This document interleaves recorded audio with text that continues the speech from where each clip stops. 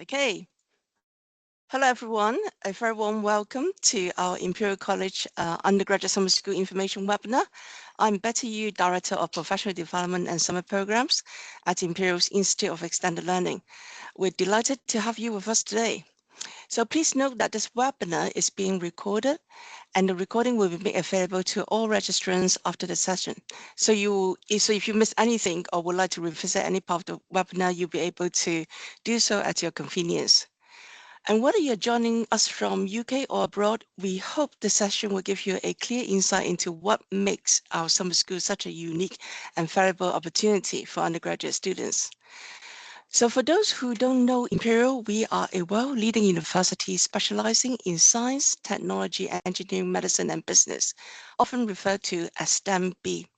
And we're very proud to be recognized globally for our academic excellence and innovation, and to be part of a vibrant international community here in the heart of London. Next slide, please. Thank you. So today's agenda, we will begin with a brief overview of Imperial Summer School offering, and then we are excited to introduce you to some of the brilliant academic leads behind our subject-specific programs. Yeah, you'll be hearing from several of our summer school directors, and each of them will provide a snapshot of what you can expect in the summer school. And after these introductions, we will open the floor to your questions during a Q&A session. So please feel free to post your questions in the chat at any point during the session. So before we dive into the individual programs, let's take a quick look at what the Imperial Undergraduate Summer School are all about. Next slide, please. So these are immersive 2-week learning experience designed for undergraduate students in the second year or above from the UK and across the globe. Our summer school focus on STEM-based subjects, that is science, technology, engineering, medicine, and business, areas where Imperial is recognized as a global leader. We're currently ranked number 2 in the world and number 1 in the UK and Europe according to the QS World University Ranking. You will have the opportunity also to learn from leading academics, engage with cutting-edge research, and gain some real insight into the latest innovation and ideas shaping our world. Each of our summer school programs is designed also to offer hands-on project-based learning experience, giving you the chance to explore real-world problems, work in interdisciplinary teams, and sharpen your critical thinking and problem-solving and collaboration skills. You will also get to experience student life at our South Kensington campus, located in one of London's most vibrant and historic districts, surrounded by some of the world-famous museums here. And of course, in addition to the academic experience, there's also a social side too. We organize a program of activities, giving you the chance to build global friendships and explore some of London's iconic landmarks. Next slide, please. So as you can see, we offer a wide range of summer school for you to choose from. I'll briefly highlight a few that won't be covered by our speakers today. The AI and Autonomous Industrial System Summer School will explore the cutting-edge science and technologies driving the transformation of industrial production towards greater efficiency and sustainability. And as part of this summer school, students will have the unique opportunity to visit the state-of-the-art carbon capture pilot plant at our Imperial Department of Chemical Engineering. And if you're looking for a shorter summer school, the Creating Entrepreneurial Impact for a Sustainable Future program will equip you with cutting-edge tools in business and entrepreneurship to design innovative business models and develop ideas for sustainable products and services.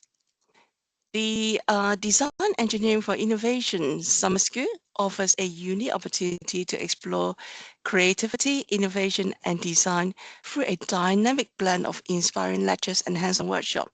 And students can also bring their ideas to life in a dedicated prototyping environment, gaining practical experience in turning their concepts into reality.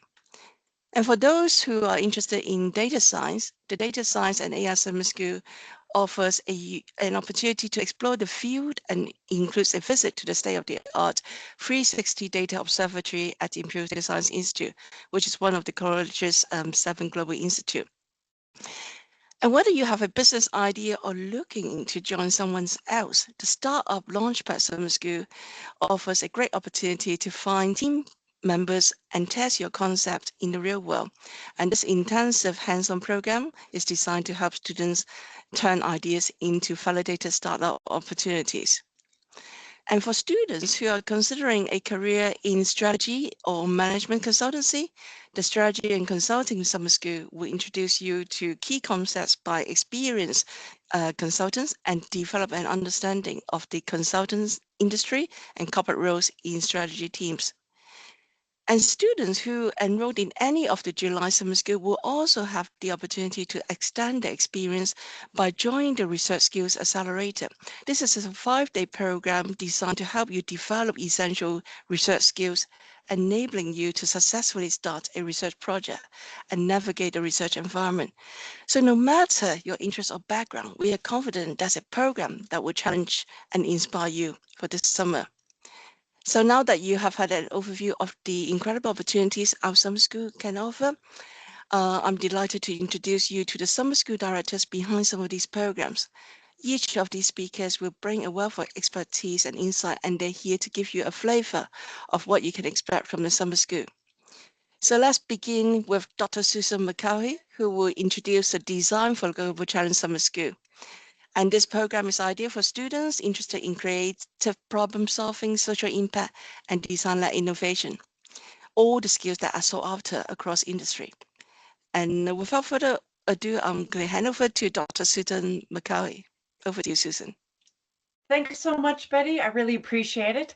And Nick, if you can go on to our first slide, please, and then I'll talk about this. So again, really excited to be working on this program this year. So I've actually been teaching on this specific summer school for a number of years. And then this year I'm going to be co-directing it. And that's the exciting part. You might notice it in the title. It's called the Imperial RCA Design for Global Challenges Summer School. And that's because it's a multidisciplinary program for current undergraduate students. And it's a collaboration between Imperial and the Royal College of Art. So that part's really exciting. And I especially like that aspect as well, because while I've been affiliated with Imperial College for the last, 16 years or so through master's and PhD, and then working at Imperial as well and teaching, that actually I find it really important to be able to understand the technical side of things, but often from a non-technical perspective. And in this case, we're going to be looking at some of these global challenges, but from both a technical Imperial side, and then also from the Royal College of Art and a more this creative thinking side. And so that's really a focus of this one. So it's focusing on solving some global challenges through service design thinking. So you'll be looking at personas and applications and users and so forth. But what are the aspects that you're looking at? Well, there are going to be 3 specific UN Sustainable Development Goals that we're going to be addressing. So we've got climate change, cybersecurity, and global health. So of all the Sustainable Development Goals that there are, those are the 3 that we're going to be looking at. And we'll have speakers from researchers, lecturers, academics that are working in this field that are going to come in and speak to you about it. If you can go to the next slide, please. So what's going to happen? Well, it's going to be this summer from the 31st of July through the 8th of August. And the way it's going to be split, so the Thursday and Friday of the first week, and then the following Monday. So the first 3 days are based at Imperial College. Then everyone's going to be based over at the Royal College of Art for 3 days. And then we're going to come back to Imperial for a final day of presentations. And so you're going to get a taste of both locations in order to hear from academics and then work on those. And students will then explore many of those 3 Sustainable Development Goal areas in addition to what we have here: data science, robotics, and then learning about the design thinking and teamwork side of things. You'll also have a visit to the Data Observatory within the Data Science Institute, and that is where we have 316 degrees worth of kind of visual immersion with these 64 different screens, and we're looking at our data inside there. So you're going to get to experience that as well. But in addition to all of this, then it's also engaging with the research community, and there will also be student ambassadors. You're going to learn a lot, as well as the teamwork. There will also be visits to, I think it's the Design Museum, and you're going to be based when you're in Kensington, South Kensington. You've got the Science Museum right there, the V&A, so a lot that's focused right around that area. So very much collaborative effort between Imperial and the Royal College of Art.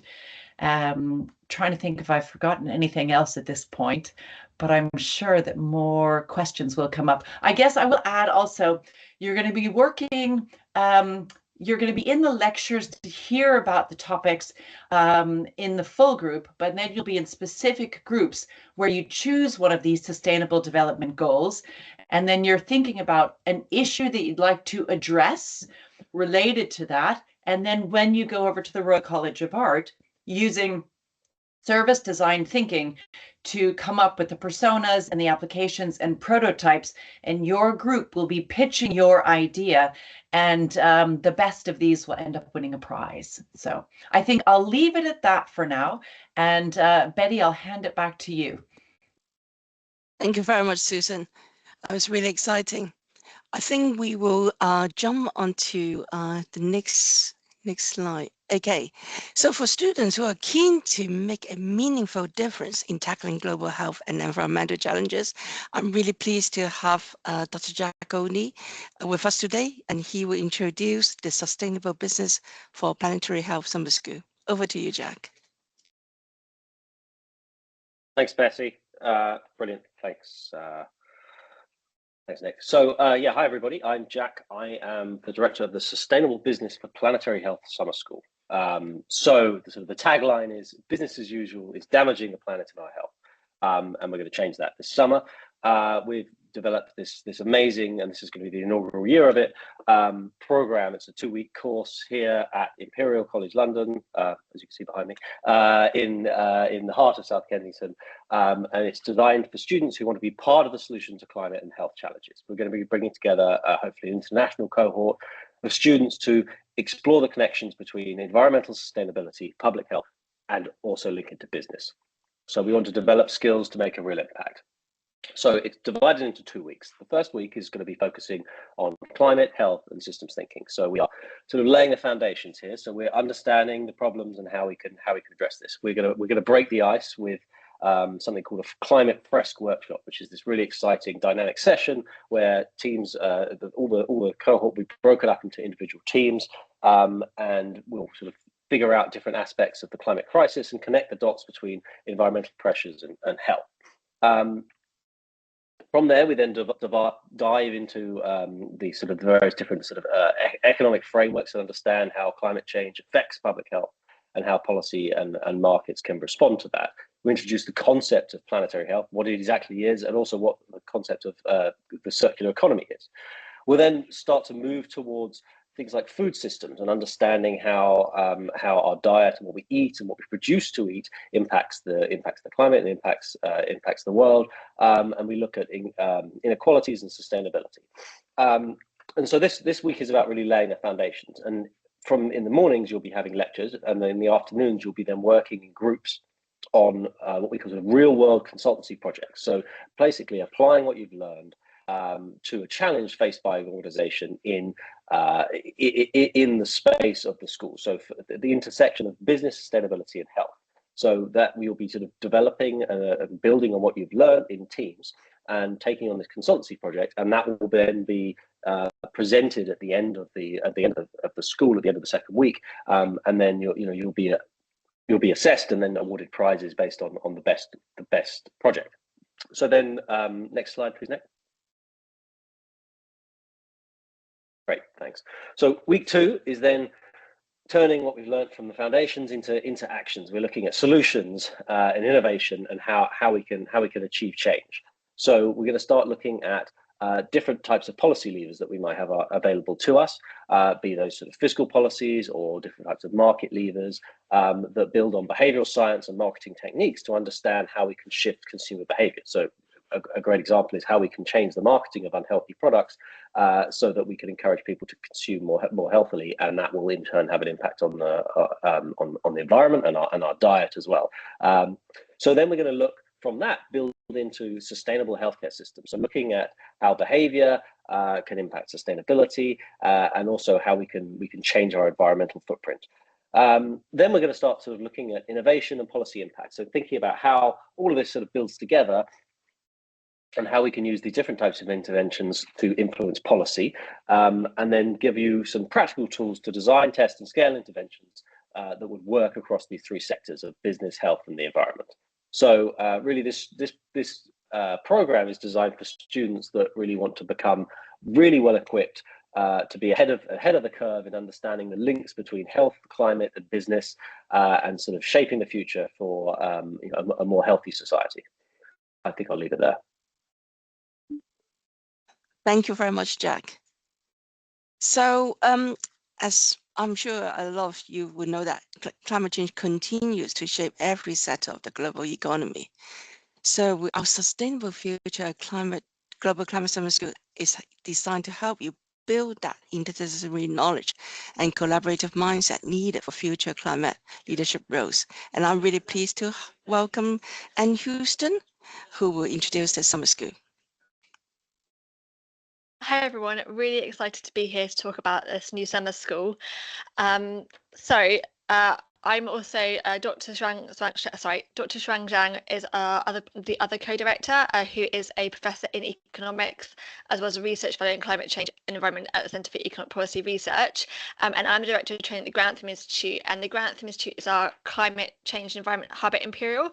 The reason I mention that is because the Grantham Institute sits across departments at Imperial, which means as part of summer school, we'll be bringing together expertise from across Imperial as well as externally, so that you can really see all the different aspects that come into climate change.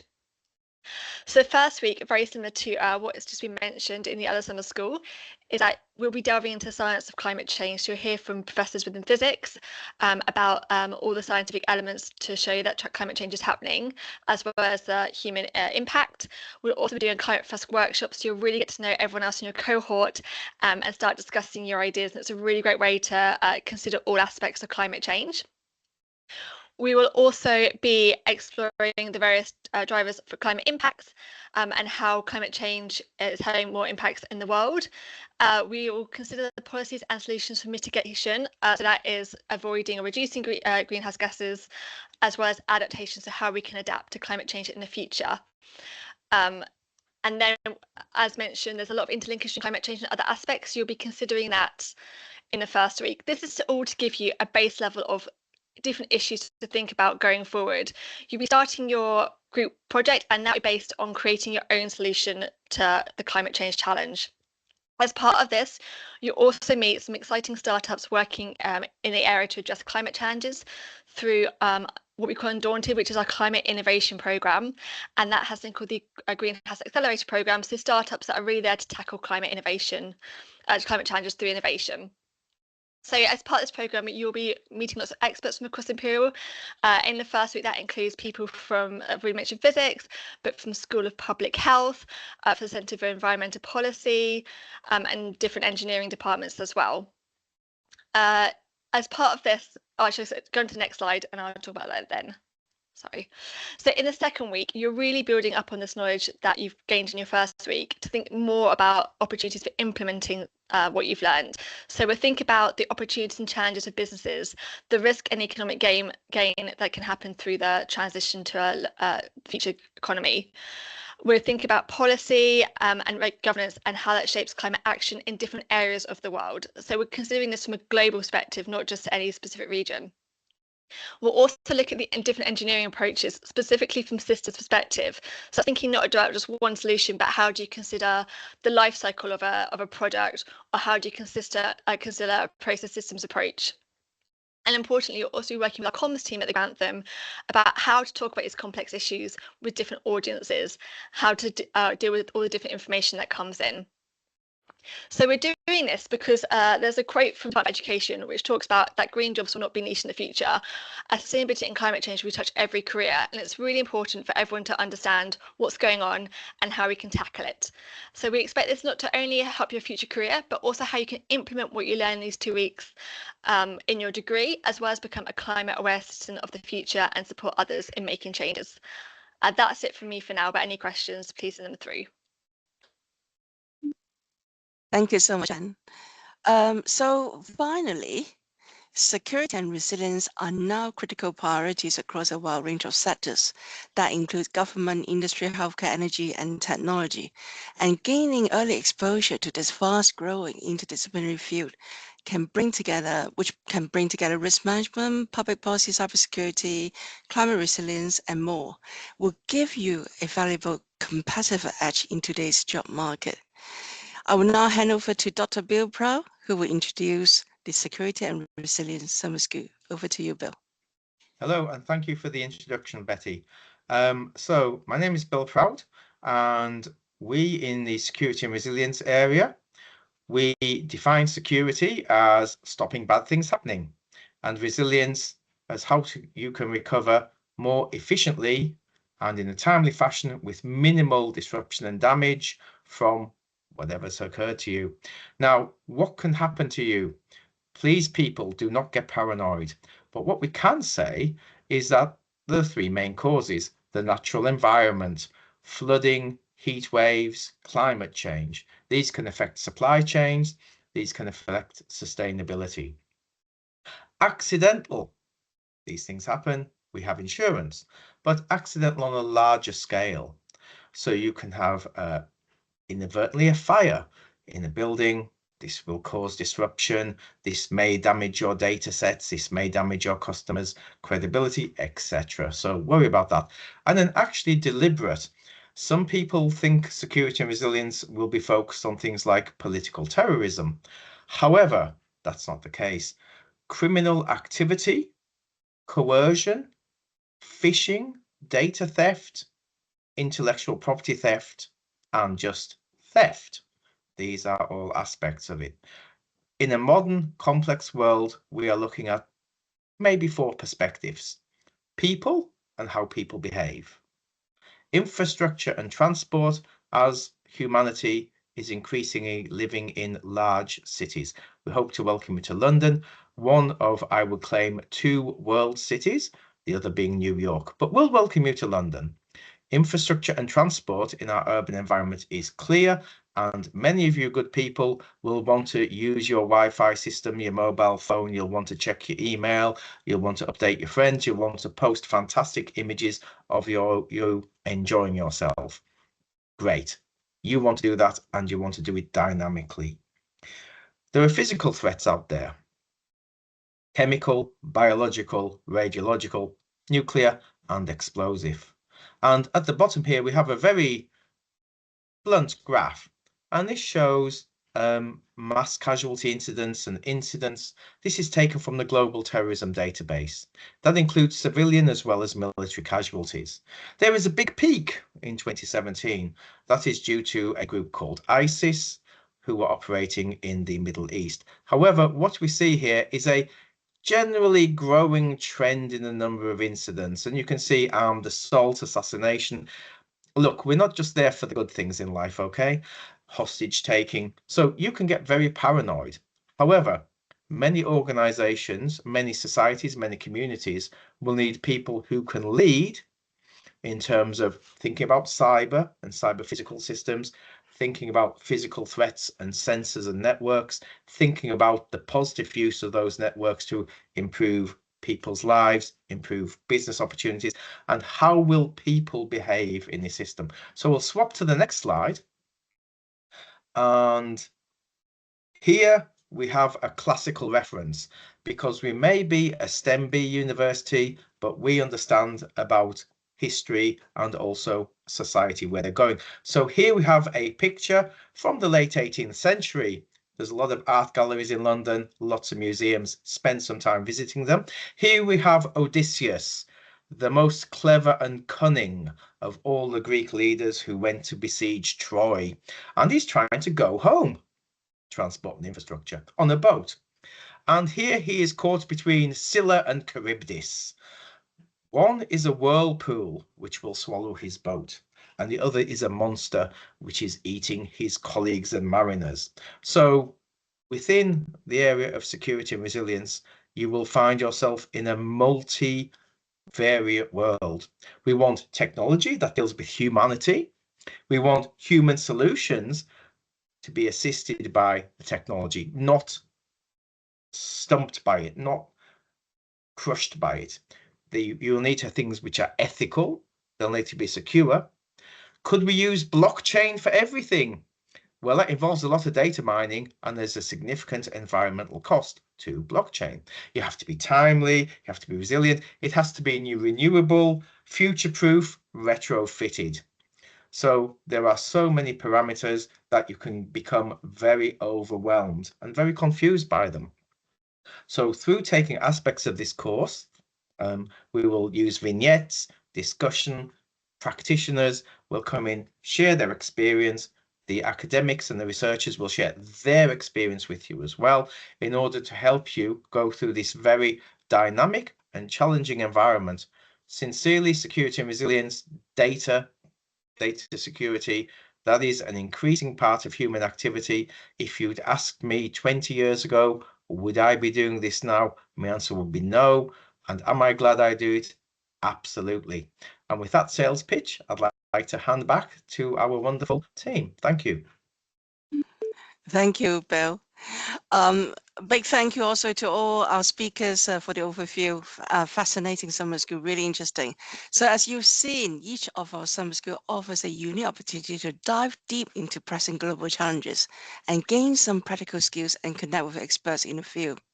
So I would now like to open the floor to your questions. So whether you're curious about the program content, questions for any of our speakers today, the application process, accommodation, or anything else, feel free to ask, and we're here to help. So please pop your questions into the Q&A box, and we'll answer as many as we can.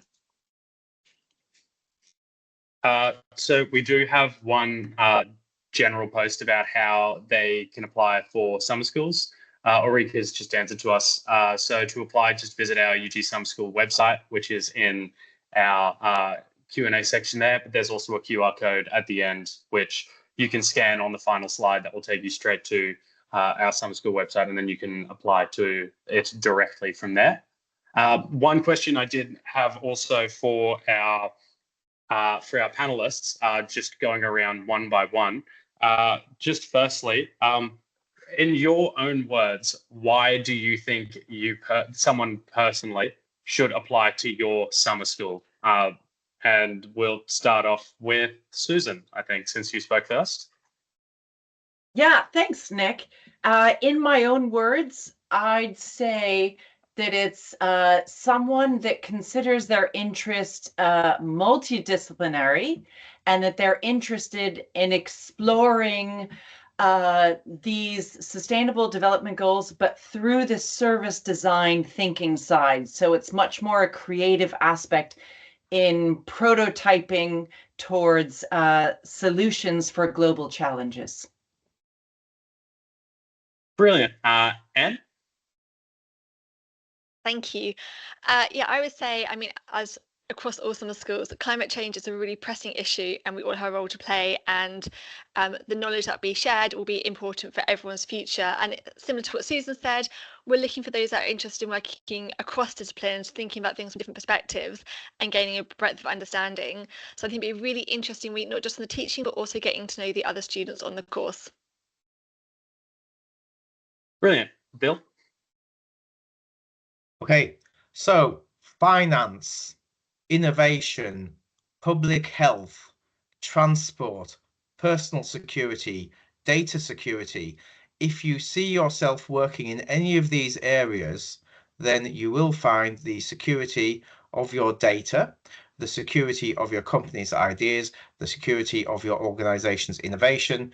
They may be of commercial interest for other people, and you want to make sure that your community has a functional public health service. You want to make sure that it's not affected by hackers. You want to make sure that your train system functions. You want to make sure that people are not having their identity stolen.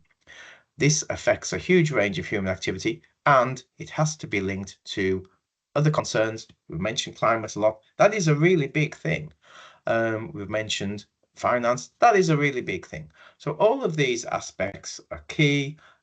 We want people to innovate, but also we want people to make sure that they reap the benefits of that innovation. And organizations, companies, governments increasingly need people who understand how to allow innovation, but in a relatively secure environment that allows the full benefits of that innovation to be reaped by the people doing it and the communities and societies that they're aimed at. Thank you. Brilliant, really interesting. Another question I have is, what are the benefits and skills and advantages that you think someone attending your summer school will get over one of their peers who did not attend the summer school? Susan again first. So you said skills and advantages, was it? Skills and advantages. Yeah. So I'd say that first of all, you're going to hear from world-leading academics. So you're going to get first-hand exposure to that, as well as being on the campus, in the research facilities, for example, in the Data Observatory, going to the Royal College of Art, being at Imperial campus. So that experience alone, being immersed in that academic experience. But the teamwork and collaboration, not only with your peers on this, but then when you go from Imperial to the Royal College of Art, kind of switching your brain from between the two and thinking about it in that way. So yeah, the global perspective of this and exposure to it, I just feel like it's a world-class opportunity. I almost wanted to add, after I heard everybody speak about this, I almost wish I could go on all of these different summer schools. They're quite interesting. But yeah, thank you for the question. I'll hand it back to you. Brilliant, thank you. Anne? Yeah, I mean, obviously, first of all, repeating what Susan said about the world-leading experts who are going to be talking to you. These people are amazing at what they do, and you're going to learn so much from them alone. One thing I didn't mention earlier is we'll have trips, like, for example, to Natural History Museum, which is doing a lot in sustainability space. So you'll learn about what business is doing on the ground and seeing some amazing exhibitions as well. The other things I would mention is the critical thinking skills that you get from this, like really thinking about this in different perspectives, as well as hearing from your peers. I think that's really important. Meeting people from different backgrounds, different perspectives, different disciplines will just provide such an eye-opening experience to really consider the challenges, as well as hopefully creating a space for you to think about things differently. So you'll learn a bit more about innovation, you'll learn more about research. So you might go away completely thinking about a different path you're going forward, or doing something differently in your degree going forward that will hopefully help you and give you the skills for the future. Thank you. Brilliant, thank you. Bill? Okay, so it's always good to speak last because everybody else has pointed out interdisciplinary, team working, etc. So I'm just going to put it very bluntly. We are the anti-Hollywood of the courses. A lot of approaches to security and risk, people tend to think they've seen things in Hollywood films. They've seen things on television. You might think this is just entertainment, but actually that does influence how people approach things. So the main advantage people will get, I hope, is critical thinking, but based on real world, current aspects, current dynamic events. What can be done for that? If you want to meet George Clooney, do not come on this course. But if you want to meet some people who are very heavily invested and very keen on making sure that we have stability in society, stability in the times of allowing people to reach their full potential, come on this course. The advantage you will have over other people is you will not think you are John Wick. You will actually be a person who knows these are the limits of what's capable, but these are the real risks. Thank you. Brilliant. One other question I did have, I noticed you've all brought up interdisciplinary skills and critical thinking. Why is it you bring that up so much? Why do you think it's so important? And so what makes you say that? Susan? Right. So I feel like it's very important as well because, for example, you don't, when you're, no, how do I phrase that? It's not till you're really out in the working world do you realize how much the multidisciplinary or interdisciplinary between different fields is so important in getting a job done or achieving your professional goals. For example, having studied engineering, I start working, and years down the road, you really find that actually just doing linear algebra or just being able to solve a problem using Python, which I teach Python, so I can't diss it, but those things alone won't get you to where you need to go. You really need these skills around it, and you need to be able to communicate from your field of expertise, whatever that is, in. So everybody's going to be a specialist, and you need to be able to communicate across fields. So I think the interdisciplinary aspect of it is really essential and valuable, and it's really a life skill that will benefit all of the learners in the future. Brilliant. Thank you very much. Anne? I don't think I can add much to that, to be honest. Just reiterate, it's something which everyone's going to need as you go forward in life. And also, again, just coming back to those different perspectives, different ways of thinking about things, just makes sort of gives you those personal skills and transferable skills that you need. Great. Bill? So I would say to everybody, why does it have to be interdisciplinary? Why does it have to be multidisciplinary? Just think of your life. You get up in the morning and you probably, depending on the time of year, you switch on the light in your house. You need the electricity to be stable to do that. You may need to make sure that the supply is not being interrupted. You'll probably, depending where you work, if you're an Imperial College London person, you will be checking your email immediately before breakfast. You will enter a passcode and that will log into your house's Wi-Fi, which will add onto a server. You will then, because you're an Imperial College London, need to get to work for some urgent meetings, or maybe you'll be on Teams. You will need, again, to log in. You will need to go on the train. The train is working on a crowded network. It has to go through a series of points. Maybe there's somebody collecting blackberries next to the rail line. It happens. They will have to redirect the trains. Make sure you have the minimum delay because you will claim money back from the train company.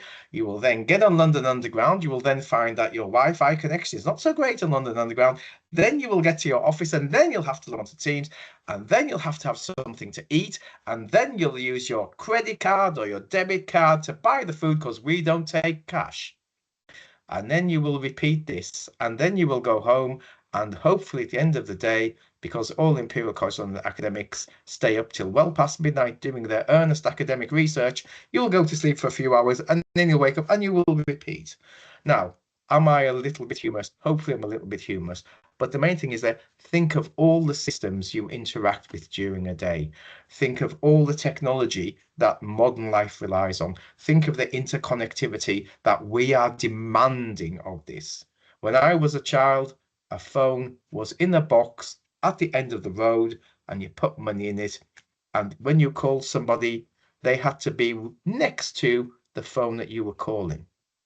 I sound like I'm from the last millennium because I am. That was when I was a child. These days, if it's not there in 3 seconds, you've got a problem. That's why we have to think systems level, global level. We cannot just think of very simple solutions. These are complex. Thank you. Thank you very much. So we do have a couple of other questions in the Q&A section. Firstly, I need a visa. Do we help with that? So yes, we can help you with that. After you've paid for the course, we will email you a letter, which can be used when you apply for your visa. So that will assist you. Secondly, do we offer scholarships? Unfortunately, we currently don't. And finally, do we help with booking accommodation? Unfortunately, we are not able to help with booking accommodation. Imperial is offering a 25% discount on our halls of residence rooms for all of our UG summer school students. You will receive further information on how to book this when we have received your payment and confirmed your place on the UG Summer Schools. And that's it for the Q&A questions. Unless you had anything more to ask, Betty? I don't actually. Thank you, Nick. And I guess if anyone have any more questions, just drop us an email through the website. We'll be very happy to respond to all your questions.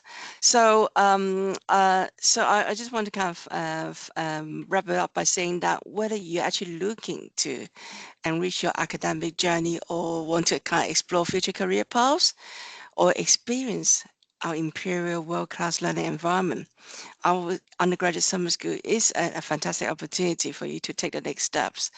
And you'll find all the full details and registration information on our website. So I believe there'll be a QR code available for you to take you to our website. I want to wrap this up by a special thank you to all our speakers today for their valuable insights, and to also all of you for joining us today. And we very much hope that we can welcome you to Imperial this summer. So thank you very much.